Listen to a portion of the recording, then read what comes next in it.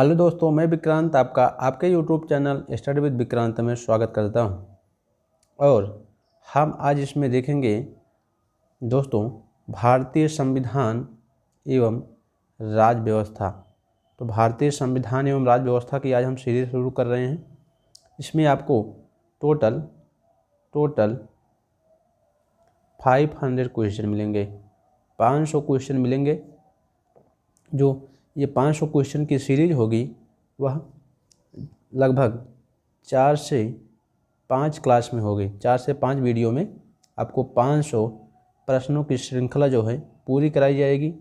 इसमें भारतीय संविधान एवं राज्य व्यवस्था से सभी लेवल की परीक्षाओं को शामिल किया जाएगा। इसमें लूसेंट प्रश्नों को, इसमें लूसेंट और तथा अन्य जो प्रश्न होंगे उनसे भी विशेष किताब से उनसे भी आपको पूरा सार मिलेगा, संग्रह मिलेगा। आपको छोड़ना नहीं है। 500 क्वेश्चन जो होंगे वह टोटल सभी लेवल की यूपीएससी से लेकर के यूपी पुलिस तक की, यूपीएससी से लेकर के यूपी पुलिस तक की जो भी परीक्षाएं होंगी वह 500 क्वेश्चन उसमें पूरा आपका सेट हो जाएगा। आपको पूरा क्वेश्चन उससे बाहर नहीं आएगा, कोई भी क्वेश्चन उससे बाहर नहीं आएगा। तो आपको ध्यान से 500 प्रश्नों की जो श्रृंखला होगी वह आपको पूरा 1 to 1 देखना है। आपको जो भी पूरा 3 से 4 लेक्चर मिलेगा उसे आपको ध्यान से 2 से 3 बार देखना है और आपको पूरा क्लियर हो जाएगा। तो शुरू करते हैं आज का पहला पार्ट। और पहला पार्ट में हम लगभग इसमें 100 क्वेश्चन लिया है और अगला जो वीडियो आएगा उसमें क्वेश्चन बढ़ते जाएंगे। जैसे पहले 100 क्वेश्चन है, फिर इसके बाद पार्ट आएगा तो 150, फिर 200। इस प्रकार से हम 4 से 3 वीडियो में इसको पूरा क्लियर करेंगे 500 क्वेश्चन। शुरू करते हैं पहला क्वेश्चन। पहला क्वेश्चन है संविधान में कितने अध्याय हैं। तो आज हम बेसिक से भी शुरू कर रहे हैं। जैसे आप देख सकते हैं कि संविधान में कितने अध्याय हैं। संविधान में 22 अध्याय हैं। तो 22 भाग हैं जिसे हम अध्याय कहते हैं। तो 22 भाग हैं कुल। यह पूछा गया है यूपी पुलिस की परीक्षा 2018 में, 19 में। और फिर आते हैं हम दूसरा क्वेश्चन। दूसरा क्वेश्चन है भारतीय संविधान में कितनी अनुसूची है। तो भारतीय संविधान में कितनी अनुसूची है? 12। तीसरा क्वेश्चन है भारतीय संविधान में कुल कितने अनुच्छेद हैं। तो भारतीय संविधान में इस समय 448 अनुच्छेद हैं। तो 448। तो कुल इस समय 448 अनुच्छेद हैं। अब आते हैं चौथा क्वेश्चन। संविधान की आत्मा किसे कहा गया है। तो संविधान की आत्मा कहा गया है प्रियम्बल को, प्रस्तावना को। तो प्रस्तावना को कहा गया है भारत के संविधान का आत्मा। जिसे हम भारत के लोग भारत को एक संपूर्ण प्रभुत्व संपन्न समाजवादी से शुरू करते हैं, be the people of India. अब आते हैं पांचवा क्वेश्चन। किस अनुच्छेद में नागरिकों को मौलिक अधिकार प्रदान किए गए हैं। किस अनुच्छेद में नागरिकों को मौलिक अधिकार प्रदान किए गए हैं। तो अनुच्छेद 12 से 35। अनुच्छेद 12 से 35 तक नागरिकों के मूल अधिकार, जिसे हम फंडामेंटल राइट कहते हैं। Fundamental right. अगर आप फंडामेंटल राइट की मेरा वीडियो नहीं देखे हैं तो आप उसे अवश्य देखें। हमने वहाँ 6 से 7 पार्ट में पूरा फंडामेंटल राइट को पूरा 1 to 1 पढ़ाया है। आप study with Vikrant fundamental right लिखेंगे तो पूरा आपका मिल जाएगा लेक्चर मेरा।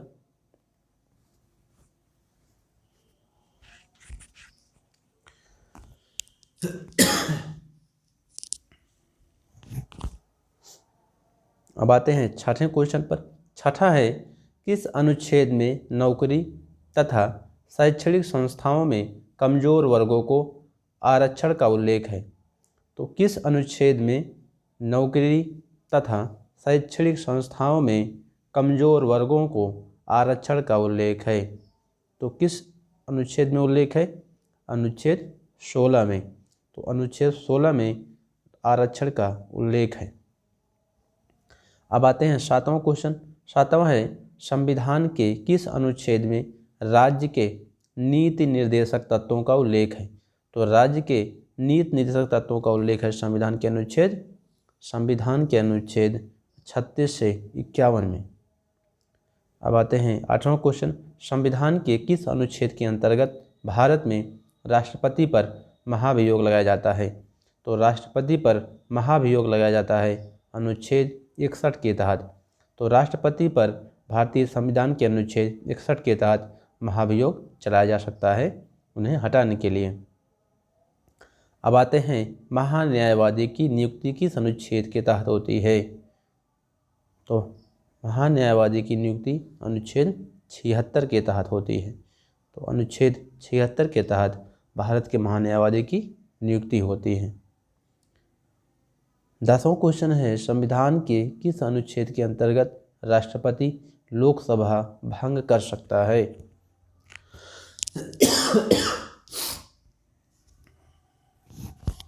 संविधान के किस अनुच्छेद के तहत राष्ट्रपति लोकसभा भंग कर सकता है? तो अनुच्छेद 85 के तहत संविधान के अनुच्छेद 85 के तहत राष्ट्रपति लोकसभा को भंग कर सकता है। संविधान के किस अनुच्छेद के अंतर्गत राष्ट्रपति अध्यादेश जारी कर सकता है? संविधान के किस अनुच्छेद के तहत राष्ट्रपति अध्यादेश जारी कर सकता है? तो अनुच्छेद 123 के तहत। यदि संसद का सत्र न चल रहा हो, कोई ऐसा विधेयक जिसे राष्ट्रपति समझता है इसे लगाया जाना, लागू करना बहुत आवश्यक है, तो ऐसी स्थिति में राष्ट्रपति के पास अधिकार होता है कि वह अध्यादेश ला सकता है। तो अध्यादेश जो लाया जा सकता है अनुच्छेद 123 के तहत। संसद का अगर सत्र नहीं चल रहा है तो राष्ट्रपति को ऐसा लगता है कि ऐसा विधेयक, ऐसा अध्यादेश लाना जरूरी है, आवश्यक है, महत्वपूर्ण है, अति आवश्यक है, तो इसी स्थिति में राष्ट्रपति के पास अनुच्छेद 123 के तहत अधिकार मिलता है कि वह अध्यादेश को ला सकते हैं, जिसके तहत यह बनाया जाता है। तो अध्यादेश 123 के तहत लाया जा सकता है राष्ट्रपति के द्वारा। फिर आता है 12वां क्वेश्चन है, किस अनुच्छेद के तहत राष्ट्रपति विधि आयोग का गठन करता है? किस अनुच्छेद के तहत राष्ट्रपति विधि आयोग का गठन करता है? तो राष्ट्रपति विधि आयोग का गठन करता है अनुच्छेद 280 के तहत। तो अनुच्छेद 280 के तहत राष्ट्रपति विधि आयोग का गठन करते हैं। 12वां क्वेश्चन है, किस अनुच्छेद के अंतर्गत हिंदी भाषा को राजभाषा घोषित किया गया है? तो किस अनुच्छेद के अंतर्गत हिंदी को राजभाषा, तो किस अनुच्छेद के तहत हिंदी को राजभाषा घोषित किया गया है? तो अनुच्छेद 343 के तहत। और दोस्तों यहाँ ध्यान रखना है कि जो भारत की हिंदी भाषा है वह हिंदी भाषा केवल राजभाषा है। तो राजभाषा ही हिंदी है, ना कि राष्ट्रभाषा। तो भारत की अभी कोई राष्ट्रभाषा नहीं है। तो भारत की अभी कोई राष्ट्रभाषा नहीं है, आपको ध्यान रखना है। तो हिंदी केवल राजभाषा है। संसद को संविधान संशोधन का अधिकार किस अनुच्छेद में है? संसद को संविधान संशोधन का अधिकार किस अनुच्छेद में है? तो संसद को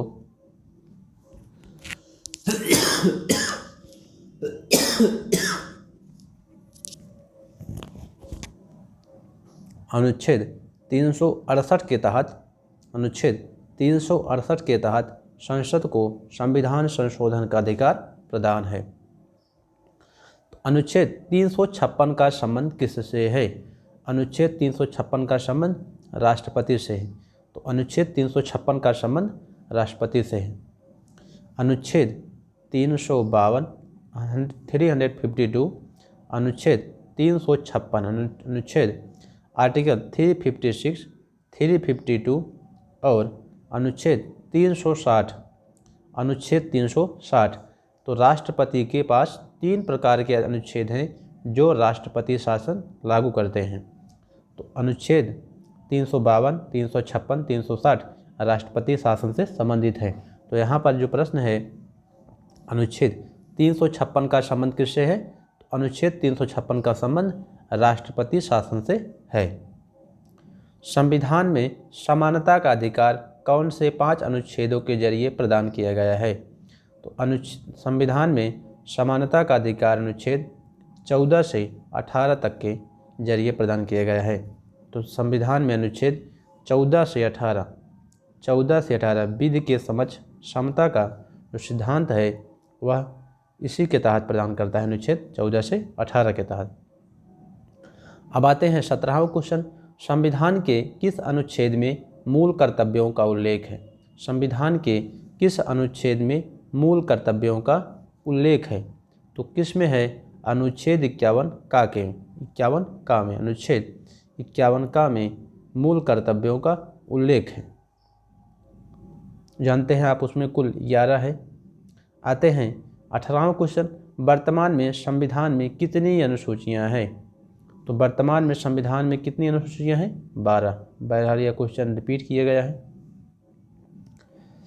अब 19वां क्वेश्चन है, कौन सी अनुसूची में 22 भाषाओं को मान्यता दी गई है? तो किस अनुसूची में जो 22 भाषाओं को मान्यता दिया गया है संविधान के द्वारा, उसमें कौन सी अनुसूची में उसे रखा गया है? तो 8वीं अनुसूची में रखा गया है। संविधान अनुसूची 22 भाषाओं को मान्यता प्राप्त, जो मान्यता प्राप्त 22 भाषाएं हैं उसे 8वीं अनुसूची में रखा गया है। 20वां क्वेश्चन है, किस अनुच्छेद के अंतर्गत उपराष्ट्रपति पद की व्यवस्था है?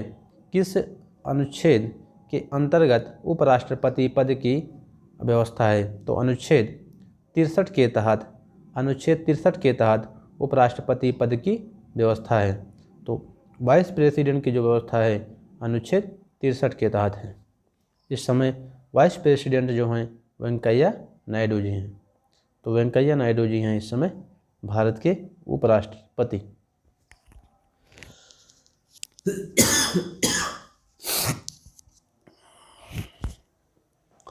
आते हैं 21वां क्वेश्चन, वित्तीय आपात की घोषणा किस अनुच्छेद के अंतर्गत होती है? तो वित्तीय आपात की घोषणा किस अनुच्छेद के अंतर्गत होती है? तो वित्तीय आपात की घोषणा अनुच्छेद 360 के अंतर्गत होती है। तो वित्तीय आपात की घोषणा अनुच्छेद 360 के तहत होती है। तो वित्तीय आपात की घोषणा अनुच्छेद 360 के तहत होती है। अभी तक भारत में एक भी बार वित्तीय आपातकाल नहीं लगा है। तो भारत में भी कभी भी वित्तीय आपात नहीं लगा है। फिर आते हैं 22वां क्वेश्चन। 22वां क्वेश्चन है, किस अनुसूची में केंद्र व राज्यों के बीच शक्तियों के बंटवारे का वर्णन है? तो किस अनुसूची में केंद्र व राज्यों के बीच शक्तियों के बंटवारे का वर्णन है? तो अनुच्छेद 7वीं अनुसूची में केंद्र और राज्यों के बीच शक्तियों का बंटवारा है, जिसमें है संघ सूची, राज्य सूची है और एक समवर्ती सूची है। तो समवर्ती सूची है, केंद्र सूची है, असंघ सूची है, केंद्र सूची है और राज्य सूची है। तो जो ये सभी जो 3 विषय हैं वह इसमें शामिल हैं 7वीं अनुसूची में। समवर्ती सूची किस राज्य से संबंधित नहीं है? तो समवर्ती सूची में कुल कितने विषय हैं यह पूछा गया है इसमें। तो समवर्ती सूची में कितने विषय हैं? 47 विषय हैं। तो समवर्ती सूची में कितने विषय हैं? 47। वर्तमान में राज्य सूची में कितने विषय हैं? तो वर्तमान में राज्य सूची में 66 विषय हैं। तो राज्य सूची में 66 विषय हैं। अब वर्तमान में संघ सूची में कुल कितने विषय हैं? तो संघ सूची में 97 विषय हैं, जिसमें केंद्र सरकार कानून बनाती है। संघ सूची में केंद्र सरकार से कानून बनाती है और राज्य सूची के 66 विषय हैं उसमें राज्य की विधानसभा कानून बनाती है। तो राज्य की विधानसभा कानून बनाती है। समवर्ती सूची में दोनों विषय, दोनों इसमें केंद्र भी और राज्य भी कानून बना सकते हैं, लेकिन अगर केंद्र और राज्य दोनों कानून बनाए तो इसमें केंद्र की महत्व दी जाएगी। केंद्र का जो कानून होगा वह सबसे प्रभावशाली माना जाएगा, ना कि राज्य का।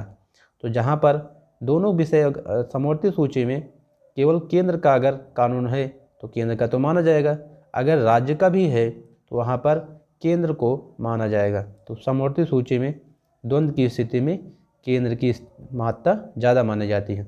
इसलिए कहा जाता है कि भारत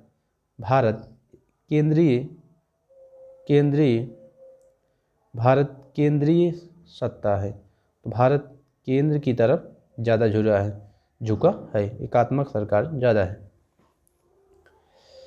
आते हैं 26वां क्वेश्चन है, भारतीय संविधान की संसदीय प्रणाली किस देश के संविधान से ली गई है? तो भारत के संविधान की जो संसदीय प्रणाली है वह इंग्लैंड से ली गई है। अब आते हैं 27वां क्वेश्चन है, भारतीय संविधान का कौन सा लक्षण आयरिश संविधान से अनुप्रेरित है? तो आयरिश संविधान से अनुप्रेरित है राज्य के नीति निर्देशक तत्व। राज्य के नीति निर्देशक तत्व हैं जो 36 से 51 तक हैं। 36 से 51 तक हैं राज्य के नीति निर्देशक तत्व। भारतीय संविधान का सबसे बड़ा एकांकीय स्रोत है। भारतीय संविधान का सबसे बड़ा एकांकीय स्रोत है, कौन सा है? Government of India act 1935। तो वहाँ से ही जो भारत का संविधान है अधिकतर वहाँ से ही लिया गया है। तो गवर्नमेंट ऑफ इंडिया एक्ट 1935 है। और अब जानते हैं जो सबसे पहला था वह 1773 का रेगुलेटिंग एक्ट था। फिर एक है पिट्स इंडिया एक्ट। कई बार पूछा गया है कि पहला पिट्स इंडिया एक्ट कब आया? तो 1784 में पहला पिट्स इंडिया एक्ट आया। तो पहला जो रेगुलेटिंग एक्ट था वह 1773 में था। 1773 में पहला एक्ट आया रेगुलेटिंग एक्ट। 29वां क्वेश्चन है, भारतीय संविधान की संघीय व्यवस्था किस देश की संघीय व्यवस्था से समानता रखती है? तो 29वां क्वेश्चन है, भारतीय संविधान की संघीय व्यवस्था किस देश की संघीय व्यवस्था से समानता रखती है? तो कनाडा से रखती है। समवर्ती सूची की प्रेरणा कहाँ से ली गई है? तो 30वां क्वेश्चन है, समवर्ती सूची की प्रेरणा किस देश से ली गई है? तो ऑस्ट्रेलिया से ली गई है समवर्ती सूची की प्रेरणा, जिसमें केंद्र और राज्य दोनों विषय कानून बनाते हैं। भारतीय संविधान में मौलिक कर्तव्यों को किस देश से लिया गया है? तो भारतीय संविधान में मौलिक कर्तव्यों को किस देश के संविधान से लिया गया है? किस देश से लिया गया है? तो रशिया के संविधान से लिया गया है। रशिया के संविधान से लिया गया है मौलिक कर्तव्य। 32वां क्वेश्चन है, भारत के राष्ट्रपति की आपातकालीन शक्तियाँ किस देश से लिया गया है? तो किस देश से भारत की आपातकालीन शक्तियाँ लिया गया है? भारत के राष्ट्रपति की आपातकालीन शक्तियाँ तो जर्मनी के वीमर संविधान से लिया गया है। तो जर्मनी के वीमर संविधान से लिया गया है राष्ट्रपति की आपातकालीन शक्तियों को। 33वां क्वेश्चन है, संविधान का मैग्ना कार्टा किसे कहा जाता है? संविधान का मैग्ना कार्टा कहा जाता है मौलिक अधिकार को। तो मौलिक अधिकार है 12 से 35 तक। तो 12 से 35 तक है मौलिक अधिकार, जिसे हम फंडामेंटल राइट कहते हैं। मौलिक अधिकार, मूल अधिकार, फंडामेंटल राइट, इसे 3 नामों से जाना जाता है और कई अन्य नामों से भी जाना जाता है। 34वां है, मौलिक अधिकारों में कौन सा अधिकार 44वें संविधान संशोधन से निरस्त कर दिया गया? तो मौलिक अधिकारों में से कौन सा अधिकार 44वें संविधान संशोधन से निरस्त कर दिया गया है? तो संपत्ति का अधिकार को निरस्त कर दिया गया है संविधान के 44वें संशोधन के द्वारा। जिसे अब आते हैं 35वां क्वेश्चन है, कौन सा अनुच्छेद नागरिकों को विचारों की स्वतंत्रता से संबंधित है? तो 35वां क्वेश्चन है, कौन सा अनुच्छेद नागरिकों को विचारों की स्वतंत्रता से संबंधित है? अनुच्छेद नागरिकों को विचारों की स्वतंत्रता से संबंधित है तो अनुच्छेद 19 है। अनुच्छेद 19 है नागरिकों को विचारों से संबंधित स्वतंत्रता का अधिकार। तो इसमें हमने यहाँ पर नहीं लिखा है उत्तर, तो आपको 19वां है जिसमें प्रेस का अधिकार, आने जाने की स्वतंत्रता का अधिकार, अपने विचारों को रखने के अधिकार, अभिव्यक्ति की आज़ादी का अधिकार। तो 19वें में है नागरिकों को विचारों की स्वतंत्रता का संबंधित अधिकार। अब आते हैं 36वां क्वेश्चन है, संविधान में समवर्ती सूची की प्रेरणा कहाँ से ली गई है? तो ऑस्ट्रेलिया से ली गई है। भारतीय संविधान में मौलिक कर्तव्यों को किस देश से लिया गया है? तो रूस के संविधान से। भारत के राष्ट्रपति की आपातकालीन शक्तियाँ भारत के संविधान में मूल अधिकार किस देश के प्रेरित है? तो वीमर संविधान से। यहाँ पर 4-5 क्वेश्चन रिपीटिंग है। फिर आते हैं 39वां क्वेश्चन है, संविधान का कौन सा अनुच्छेद भारतीय नागरिकों को मौलिक अधिकार प्रदान करता है? तो अनुच्छेद 12 से 35 तक मूल अधिकार फंडामेंटल राइट मूल अधिकार प्रदान करता है। अनुच्छेद 12 से 35 संविधान का कौन सा अनुच्छेद भारतीय नागरिकों को मौलिक अधिकार प्रदान करता है? तो अनुच्छेद 12 से 35। आते हैं 40वां क्वेश्चन है, किस अनुच्छेद के तहत अस्पृश्यता का अंत कर दिया गया है? तो किस अनुच्छेद के तहत अस्पृश्यता का अंत कर दिया गया है? तो अनुच्छेद 17 के तहत अस्पृश्यता का अंत कर दिया गया है। अस्पृश्यता का मतलब होता है छुआछूत, तो छुआछूत का अंत कर दिया गया है अनुच्छेद 17 के तहत। अब आते हैं नेक्स्ट क्वेश्चन, कौन सा अनुच्छेद नागरिकों को विचारों की अभिव्यक्ति की स्वतंत्रता का अधिकार है? तो अनुच्छेद 19। यह क्वेश्चन हमने पहले भी बताया था, वहाँ पर हमने उत्तर नहीं पाया था इसका। भारतीय संविधान का कौन सा अनुच्छेद प्रेस की स्वतंत्रता से संबंधित है? तो अनुच्छेद 19 ही प्रेस की स्वतंत्रता से संबंधित अधिकार है। तो अनुच्छेद 19 है प्रेस की स्वतंत्रता से संबंधित अधिकार। फिर आता है, कौन सा अनुच्छेद भारतीय नागरिकों को जीवन एवं शारीरिक स्वतंत्रता का संरक्षण करता है? तो कौन सा अनुच्छेद भारतीय नागरिकों को जीवन एवं शारीरिक स्वतंत्रता का संरक्षण करता है? तो अनुच्छेद 21 करता है शारीरिक स्वतंत्रता का अधिकार, स्वतंत्रता का संरक्षण। तो शारीरिक स्वतंत्रता का संरक्षण कौन करता है? अनुच्छेद 21। 43वां क्वेश्चन है, शोषण के विरुद्ध अधिकार संविधान के किस अनुच्छेद में है?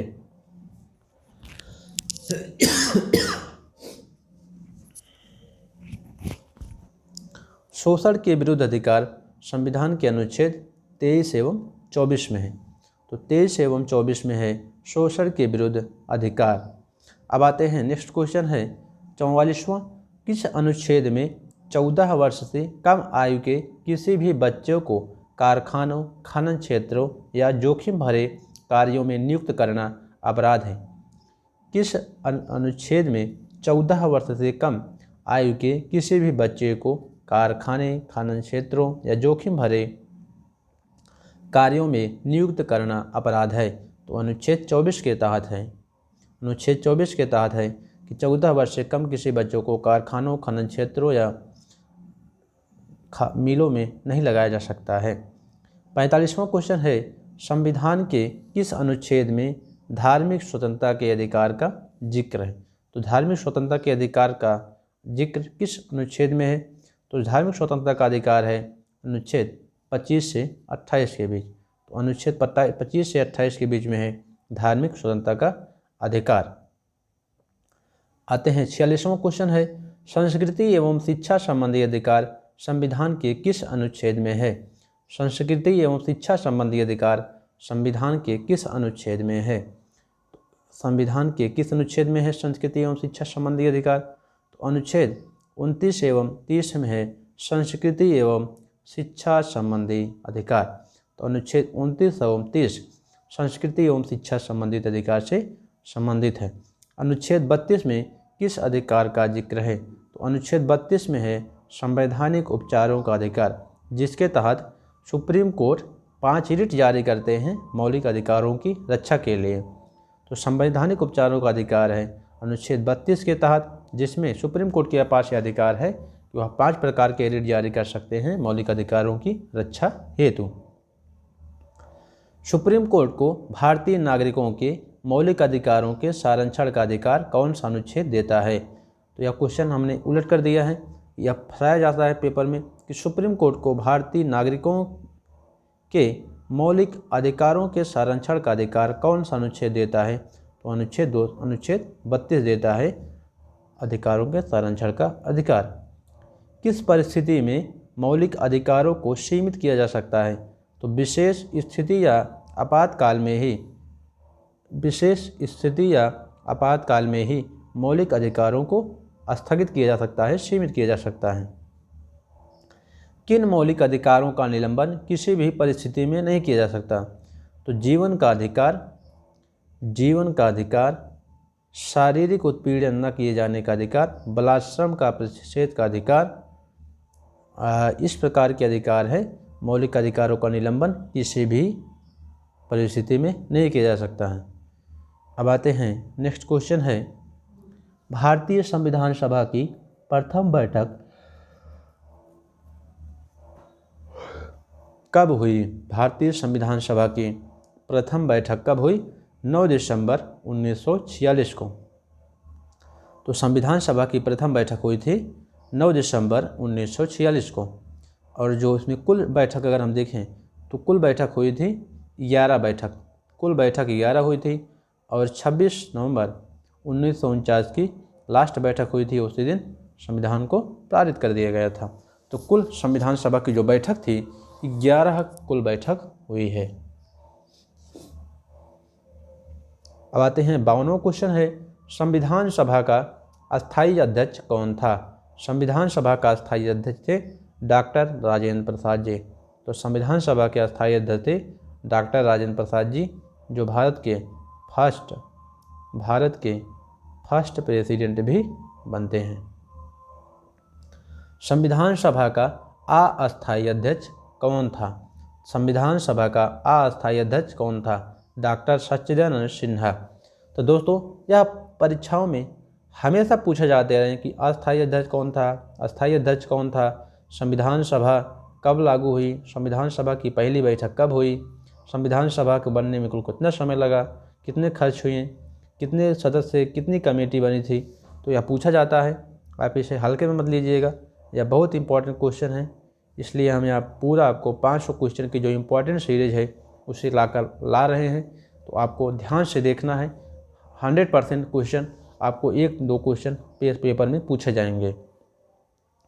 54वां क्वेश्चन है, संविधान सभा की प्रारूप समिति का अध्यक्ष कौन था? तो प्रारूप समिति के अध्यक्ष थे डॉक्टर भीमराव अंबेडकर जी। तो संविधान सभा की प्रारूप समिति के अध्यक्ष थे डॉक्टर भीमराव अंबेडकर जी। संविधान के गठन की मांग सर्वप्रथम 1895 में किस व्यक्ति ने की थी? संविधान के गठन की मांग सर्वप्रथम 1885 में किस व्यक्ति ने की थी? बाल गंगाधर तिलक ने। तो बाल गंगाधर तिलक जी ने 1895 में ही संविधान के गठन की मांग की थी।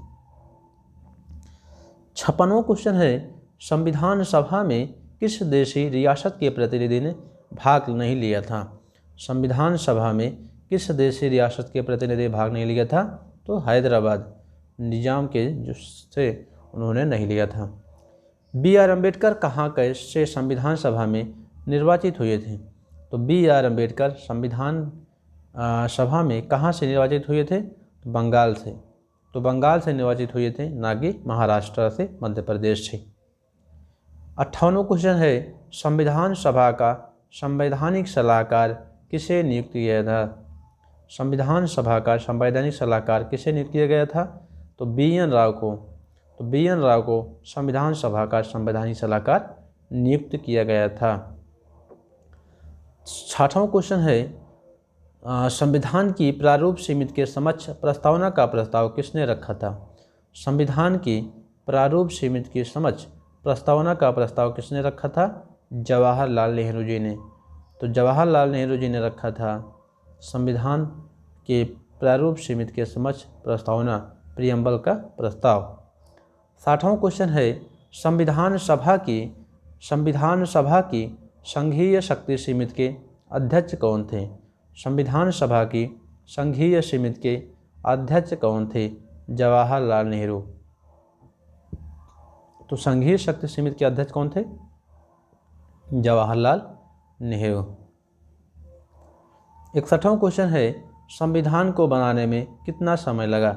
तो संविधान को बनाने में समय लगा है 2 वर्ष 11 माह 18 दिन। 2 वर्ष 11 माह 18 दिन का कुल समय लगा है। और कितना खर्च हुआ है? 64 लाख रुपए। तो संविधान को बनाने में 64 लाख रुपए खर्च हुए हैं। भारतीय संविधान में किस संशोधन द्वारा नागरिकों के मौलिक कर्तव्यों को सम्मिलित किया गया? तो भारतीय संविधान में किस संशोधन द्वारा नागरिकों के मौलिक कर्तव्यों को शामिल किया गया? तो 42वें संविधान संशोधन अधिनियम द्वारा भारतीय संविधान में नागरिकों के मौलिक कर्तव्यों को शामिल किया गया है, सरदार स्वर्ण सिंह समिति के द्वारा।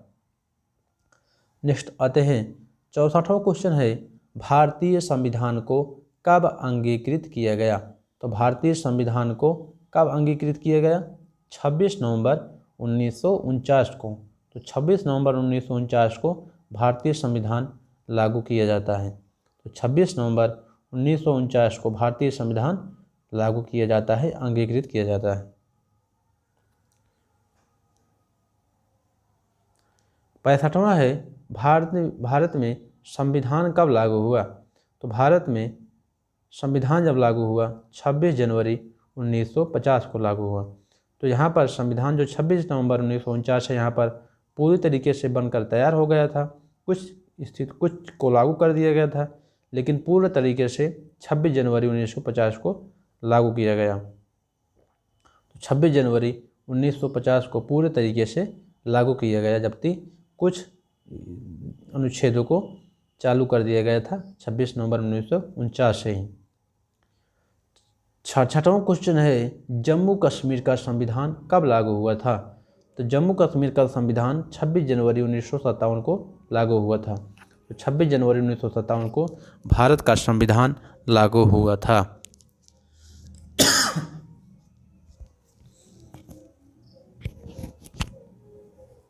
नेक्स्ट आते हैं 67वां क्वेश्चन है, राष्ट्रपति पद के निर्वाचन हेतु कौन सी पद्धति अपनाई जाती है? राष्ट्रपति पद के निर्वाचन हेतु कौन सी पद्धति अपनाई जाती है? अनुपातिक प्रतिनिधित्व एवं एकल संक्रमणीय मत पद्धति। तो अनुपातिक प्रतिनिधित्व एवं एकल संक्रमणीय मत पद्धति। अगर आपने समझ में नहीं आ रहा है एकल अनुपातिक प्रतिनिधित्व क्या है और एकल संक्रमणीय मत पद्धति क्या है, तो आप मेरा राष्ट्रपति का वीडियो देख सकते हैं, लिखिएगा स्टडी विद विक्रांत प्रेसिडेंट, तो आपको पूरा वीडियो मिल जाएगा मेरा। अब आते हैं 69वां क्वेश्चन है, किसने भारत के मुख्य न्यायाधीश तथा कार्यवाहक राष्ट्रपति दोनों ही पदों को सुशोभित किया है? तो किसने भारत के जो मुख्य न्यायाधीश हैं, कौन भारत के मुख्य न्यायाधीश थे जो कार्यवाहक तथा न्यायाधीश तथा कार्यवाहक राष्ट्रपति ही दोनों को पद सुशोभित किया है? तो एम हिदायतुल्लाह जो थे, उन्होंने मुख्य न्यायाधीश रहते हुए कार्यवाहक राष्ट्रपति का भी पद को सुशोभित किया है। प्रथम लोकसभा अध्यक्ष जिनके विरुद्ध लोकसभा में अविश्वास प्रस्ताव लागू किया गया, जिनके विरुद्ध लोकसभा में अविश्वास प्रस्ताव लागू किया, वह कौन थे? जी.बी. मावलंकर। तो जी.बी. मावलंकर जी थे, प्रथम लोकसभा अध्यक्ष भी थे और प्रथम विश्वास प्रस्ताव भी लाया गया था। तो आपको और हम बता दें कि जो प्रथम महिला लोकसभा अध्यक्ष हैं, उनका नाम है मीरा कुमार। तो मीरा कुमार हैं प्रथम महिला लोकसभा अध्यक्ष, और प्रथम जो लोकसभा अध्यक्ष हैं जे.बी. मावलंकर जी हैं, और इन्हीं के विरुद्ध ही प्रथम अविश्वास प्रस्ताव लागू किया गया, जो लोकसभा अध्यक्ष भी थे। लोकसभा की सदस्यता हेतु न्यूनतम आयु सीमा कितनी है? तो लोकसभा की जो न्यूनतम आयु सीमा है वह है 25 वर्ष। तो 25 वर्ष के बाद कोई भी व्यक्ति संसद बन सकता है। 72वां है, संसदीय प्रणाली का स्रोत क्या है? संसदीय प्रणाली का स्रोत है ब्रिटेन।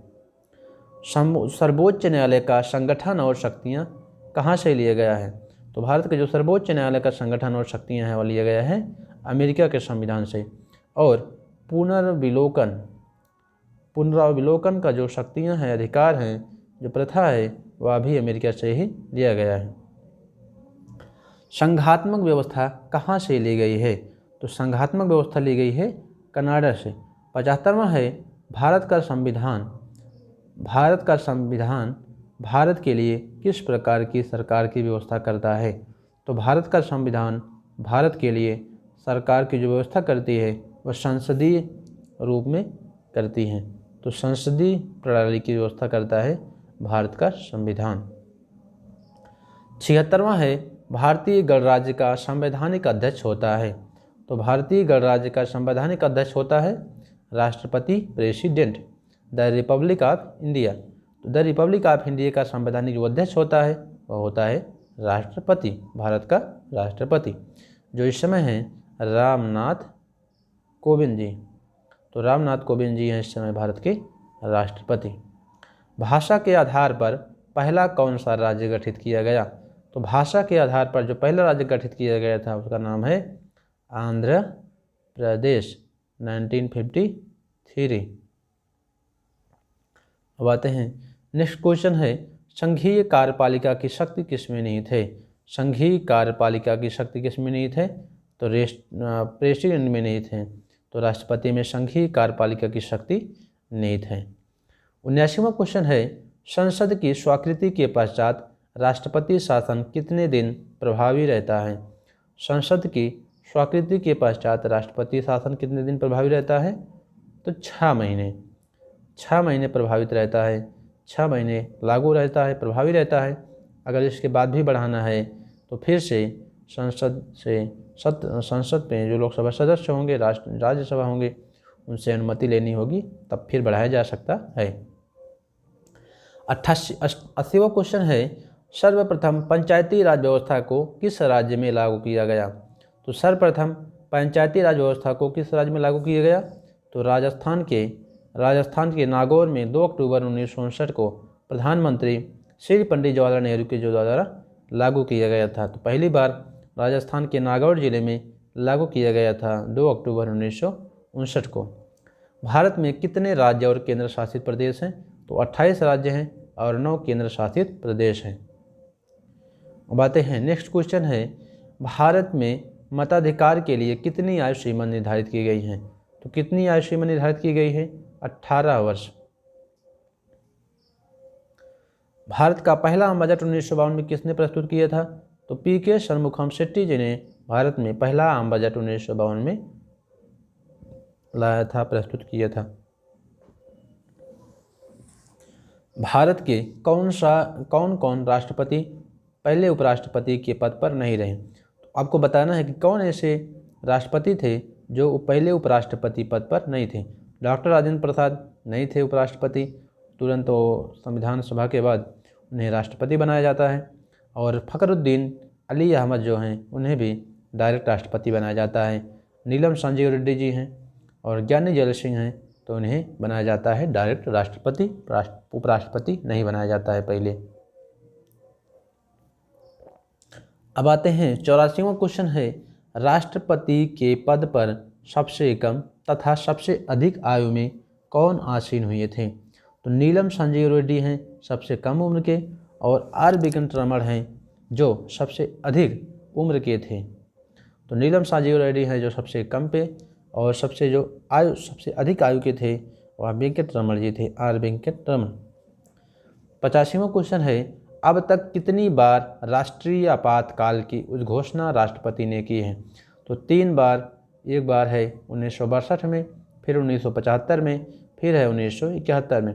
तो 1962 चीन युद्ध, 1971 पाकिस्तान और बांग्लादेश, और 1975 है।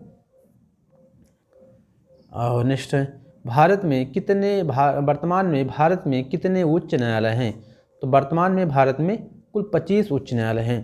तो 24 नहीं है, वर्तमान में कुल 24 उच्च न्यायालय नहीं है, 25 उच्च न्यायालय हैं। तो आंध्र प्रदेश के जो बना है उच्च न्यायालय, वहाँ पर अब बना है। 87वां क्वेश्चन है, भारत में प्रथम गैर कांग्रेसी प्रधानमंत्री कौन बने? तो भारत में जो प्रथम गैर कांग्रेसी प्रधानमंत्री थे मोरारजी देसाई थे, जनता पार्टी थे। तो जनता पार्टी से मोरारजी देसाई थे गैर कांग्रेसी प्रधानमंत्री। 2 बार कार्यवाहक प्रधानमंत्री के रूप में किसने कार्य किया है? तो गुलजार लाल नंदा हैं जो 2 बार कार्यवाहक प्रधानमंत्री के रूप में कार्य किए हैं। 89वां क्वेश्चन है, उच्च न्यायालय के न्यायाधीश को किसके समक्ष शपथ लेनी पड़ती है? तो उच्च न्यायालय के न्यायाधीशों को किसके समक्ष शपथ लेनी पड़ती है? राज्यपाल के। तो राज्यपाल के समक्ष शपथ लेनी पड़ती है उच्च न्यायालय के न्यायाधीशों को।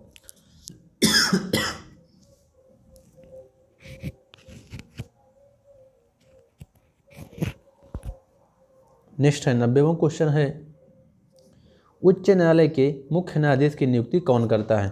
उच्च न्यायालय के मुख्य न्यायाधीश की नियुक्ति प्रधान न्यायाधीश तथा उस राज्य के राज्यपाल से परामर्श लेकर भारत के राष्ट्रपति तथा इसकी नियुक्ति की जाती है। तो इसमें 3 लोगों को शामिल किया जाता है, उच्च न्यायालय के प्रधान न्यायाधीश, राज्य के राज्यपाल से परामर्श और भारत के राष्ट्रपति। इसके लिए जो प्रक्रिया होती है आपको हमने पढ़ाया है कि किस प्रकार से इन्हें बनाया जाता है, आपको उन्हें ज़रूर देखना है, वीडियो में जा कर के देख सकते हैं। तो लिखेंगे supreme court of study with Vikrant, आपको आ जाएगा पूरा लेक्चर।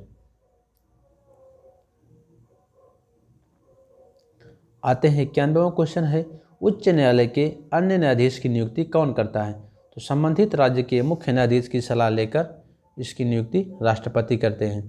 तो उच्च न्यायालय के अन्य न्यायाधीश की नियुक्ति कौन करता है? तो सर्वोच्च संविधान संबंधित राज्य के मुख्य न्यायाधीश की सलाह लेकर इसकी नियुक्ति राष्ट्रपति करते हैं। तो 92वां क्वेश्चन है, उच्च न्यायालय के न्यायाधीशों के सेवानिवृत्ति होने की अधिकतम आयु सीमा कितनी है?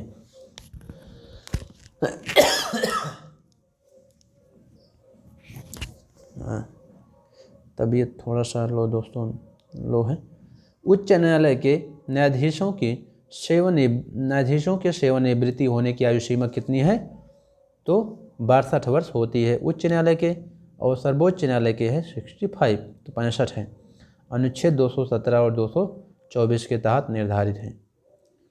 2 बार उपराष्ट्रपति तथा 1 बार राष्ट्रपति बने व्यक्ति का नाम क्या है? तो डॉक्टर एस राधाकृष्णन जी हैं जो 2 बार उपराष्ट्रपति बने हैं और 1 बार राष्ट्रपति बने हैं, जिनके उपलक्ष्य में मनाया जाता है 5 सितंबर को शिक्षक दिवस। तो 5 सितंबर को शिक्षक दिवस मनाया जाता है डॉक्टर सर्वपल्ली राधाकृष्णन जी के। और डॉक्टर सर्वपल्ली राधाकृष्णन जी शिक्षा दर्शन शास्त्र के विद्यार्थी रहे थे और विश्वविद्यालय में, बनारस विश्वविद्यालय हिंदू में अपनी सेवाएं दी हैं। भारतीय संविधान के किस अनुच्छेद में कहा गया है कि राष्ट्रपति भारत का राष्ट्राध्यक्ष है? तो भारतीय संविधान के अनुच्छेद 52 के तहत कहा गया है कि भारत का राष्ट्राध्यक्ष जो है प्रधानमंत्री नहीं, भारत का प्रेसिडेंट होगा। तो भारत का राष्ट्रपति होगा भारत का राष्ट्राध्यक्ष। 95वां क्वेश्चन है, राष्ट्रपति के उम्मीदवार के लिए निर्वाचक मंडल में कितने प्रस्तावक और अनुमोदक होते हैं? तो राष्ट्रपति के निर्वाचक मंडल में जो प्रस्तावक और अनुमोदक होते हैं 50-50 होते हैं। तो 50 अनुमोदक और 50 प्रस्तावक होते हैं।